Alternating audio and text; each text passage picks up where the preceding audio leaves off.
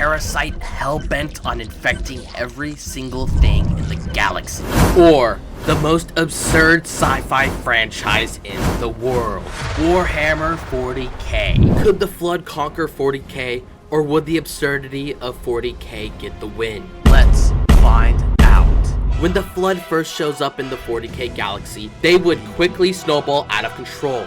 Lesser planets would get washed over by hordes of Flood, and then grave mines would start to emerge, and attention would be drawn to the Flood by all the factions, because an apex predator has arrived.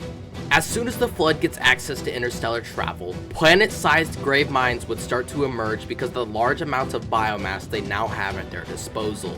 And with the large amounts of biomass, the grave mines have gotten so intelligent that they can even convert AI and non-organic things to their side. This is known as the Logic Plague. 40k factions that aren't the Necrons, Tyranids, or Demons of Chaos are going to be the first ones to get assimilated. Starting off with the Necrons, if some Necrons can be afflicted by the Flare virus, then they should also be able to get affected by the Logic Plague, meaning that even the metal bodies of the Necrons would be assimilated into the Flood. And the Tyranids would adapt and adapt and adapt, but it wouldn't be enough. The sheer amounts of Flood would overwhelm the Tyranids, and the Flood would be able to assimilate even the Tyranids into the Flood mass. And lastly, the Demons of Chaos.